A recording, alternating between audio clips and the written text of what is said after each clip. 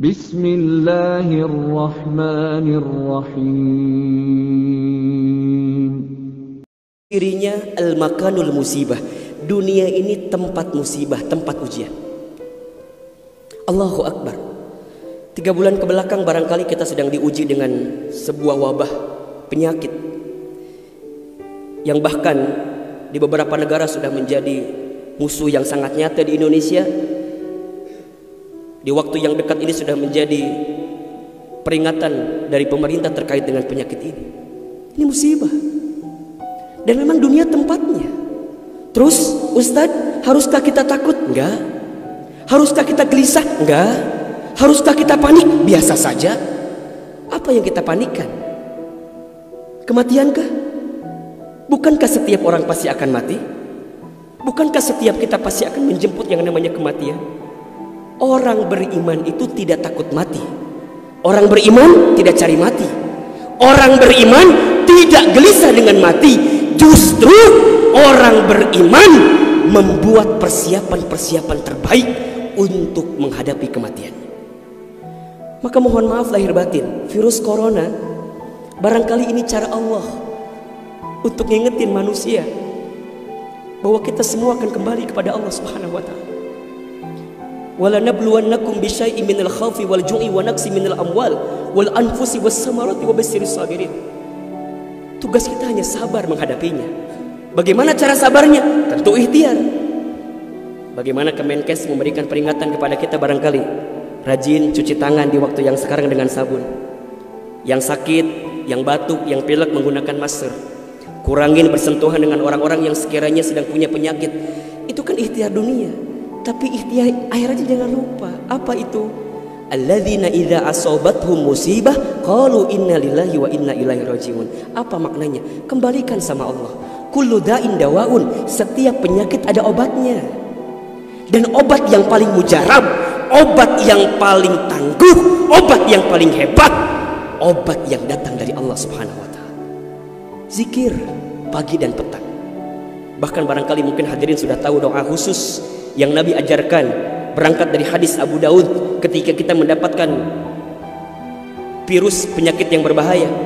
Allahumma inni a'udzubika minal barasi wal jununi wal judami wa min sayyi'il asqami. Ya Rabb, ya Rabb, sesungguhnya aku berlindung kepadamu dari penyakit belang, dari penyakit gila, dari penyakit kusta. Dan kami pun berlindung kepadamu ya Allah dari penyakit yang mematikan, menyakitkan, bahkan mengerikan.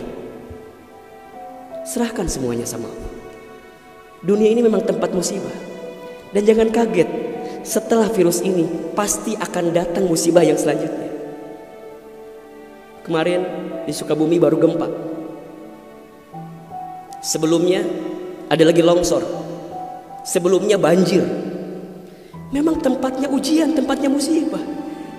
Mohon maaf kalau kita hidup di dunia gak mau dikasih musibah, jangan hidup di dunia. Memang itu cirinya. Maka lihat ciri yang keempat. Apa itu Ustaz? Dunia ini al-makanul ibadah. Dunia tempat ibadah. Orang akan semakin kuat menghadapi setiap musibah jika baik ibadahnya. Semakin hebat ibadahnya, semakin kuat hati untuk menghadapi setiap ujian itu. Semakin baik dia mendekat kepada Allah, maka semakin dekat jawaban jalan keluar dari setiap persoalan yang datang dalam kehidupan.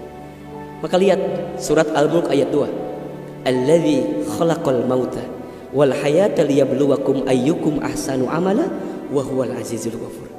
Dialah Allah yang menjadikan kematian dan kehidupan. Bahasa lainnya, dialah Allah yang menguji kita dengan sesuatu yang menyedihkan dan yang membahagiakan. Sebagai apa? Liyabluwakum, sebagai ujian untuk kamu sekalian.